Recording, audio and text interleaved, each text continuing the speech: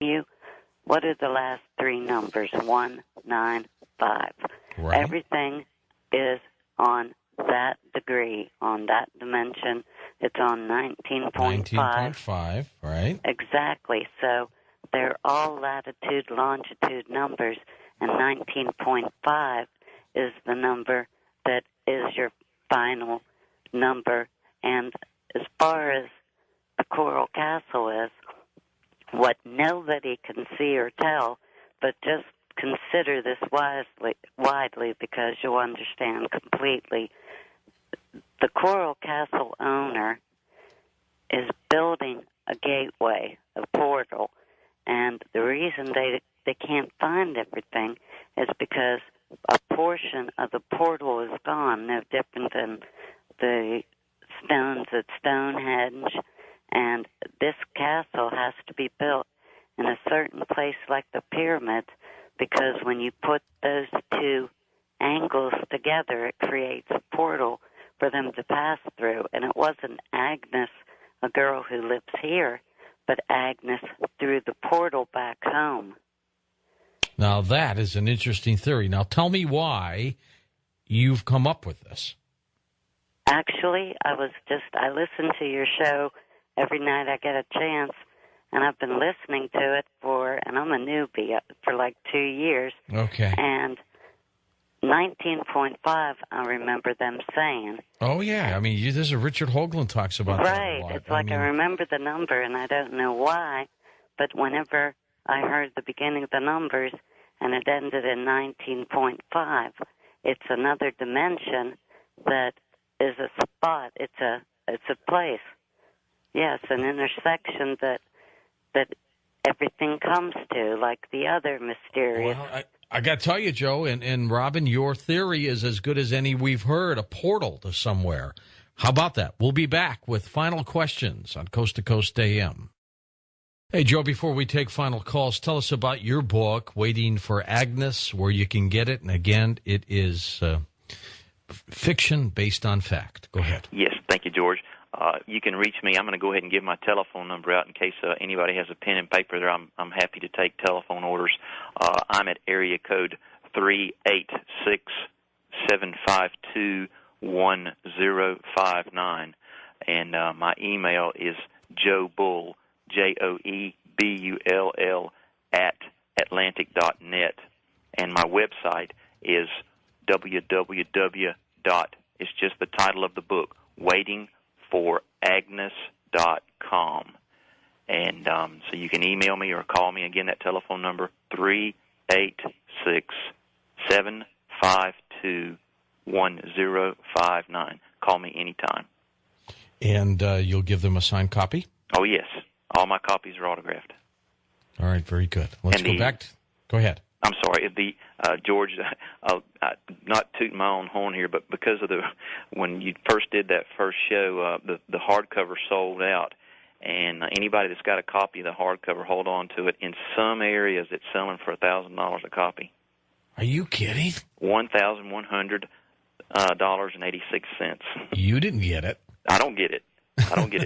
Believe it or not, they're putting it on eBay. They're stealing it out of the libraries that I donated the books to and putting it on eBay. A fellow just called me the other day, and he paid $485 for the new soft cover that I sell for $19 on eBay because people can't find me. I'm not in the chain stores. I'm not at Coral Castle. I'm the only one you can get it from, and people don't realize it. So they're paying exorbitant amount of money, even for a softcover book. You've become a collector yourself, basically. George, I used to give the books away. I think they're in horse stalls. People propped up their doors with them. I'd like to have those books back now if they'd send them to me. How many did you publish originally? I only published 1,000 copies. There's only 1,000 copies of the original hardback out there. All right, let's go to the phones. Wildcard line, welcome to the program. Hi there. Hi, my name is Eric from New London, Connecticut. I got a quick question on the text which Ed wrote about the magnetic fields and stuff. From what I understand, he actually wrote in their designs to create a perpetual energy storage device using a couple of magnets and some wire. And from what I understand, some of the tests he did, he put the two magnets together using a certain technique and energized them through the wire. and then he'd just leave them sitting around for a while, and he'd be able to discharge it days, months, even years later, and still get enough charge out of this thing that's just been sitting around to light up a light bulb. And this is all based off his writings in the magnetic book, a lot of which he says the only actual theory that matters is the one of electromagnetism, and that it is the only actual force in the universe. There aren't like the gravity or the strong and weak nuclear. There's just the electromagnetic, and everything we see is pretty much just a breakdown of that. So my question is, have you seen anything in your research of Coral Castle or anything like that that would indicate he used some kind of electromagnetism in order to not only move and form the stones, but to do things like cut the shaft for the 9-ton swinging door and essentially everything like that? George, the only thing I can say regarding that, I couldn't. There's nothing that would indicate it that you know, if he did it like that, which we think he did, there's nothing in there. He left nothing behind. Only those books on the magnetic current. And I've tried to read that, and I think, reader, you've gotten a lot more out of it than I did. It's very difficult to understand, and I don't have any knowledge as far as him, you know, charging those things and coming back days later. That would be news to me. Yeah, from what I understand, it was a very technical thing he started working on, which is one of the ways that led him to be able to do things like the castle itself. One of the things I did gather from my reading of that is a lot of the electromagnetism stuff he did could also be used to lift the stones off the ground kind of thing. People will occasionally talk about pulleys, but the amount that he'd need and the height they'd have to be at in order to move the stones himself are pretty much unmanageable. So I just wanted to know if you had seen any kind of devices around there that people may have uncovered or something that leads you to believe something along those lines. No, I wish I could. I wish I could uncover that, but I think you're absolutely right. I think you're on the right track there. We just haven't found out exactly how he did it. There's theories like we discussed before with the Christopher Dunn idea of him levitating those stones, but that's the only theories that I've seen that, you know, actually might explain how he did that. And he was listening to us on our brand new affiliate, New London, Connecticut, WXLM FM. Let's go to our first-time caller line. Welcome to the program. Hi there. Yeah, hi. How you doing today? First-time caller. I love your show, George. Well, thank you very much. I've got a two-part question. My first part of the question is, has anybody ever actually weighed any of those stones to back up the weight for what they're saying? Because some of those stones, to me, don't look quite as heavy as what they're saying. Has anybody ever weighed those? No, there's actually never been a survey where they actually weigh them because, you know, it's just how would you get in there to weigh them? You know, it's all based on, you know, basically theory. In fact, I had,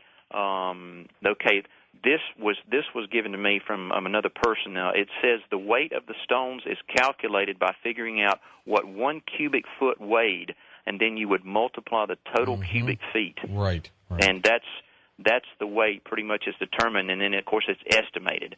Nothing is actually, you know, you can't put them really on a scale and weigh them.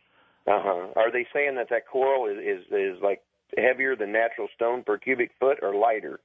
That I couldn't tell you that. I don't know that. Okay. Now, do they know where he is actually, like how he quarried and cut those stones, like what location and how he actually cut them and split them? There is actually one, when they were doing Coral Castle, they actually covered up most of his quarry spots because of the danger of people falling into the pits. Now, was that in Florida City or was that in Homestead? In Homestead, right now. When you go down there right now, as you walk into the castle, to the right of the castle, there's one quarry bed, and you can actually see where the stones were taken out of the ground. It's kind of interesting. There's no chisel marks or anything that you can really tell on the stones, but most of the other quarry beds were covered up to keep people from falling in. So there's only one spot there where you can actually walk to the castle, and you can step down into the bed. It's actually about a 3-foot drop where he quarried those original stones.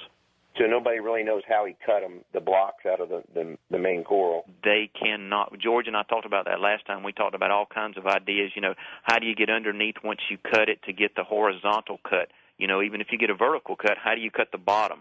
That's right. The idea is that he got a big thing and popped them out of there, but how you pop a 30-ton stone is, you know, beyond me. Okay, thank you, guys. Yes, sir. I mean, that is a great question. How do you cut the bottom? Right. And then lift these huge blocks of stone up. And George, if you look at those stones, now the caller earlier that said he was down there said, this coral will cut you. But now I had a different experience down there. When you sit on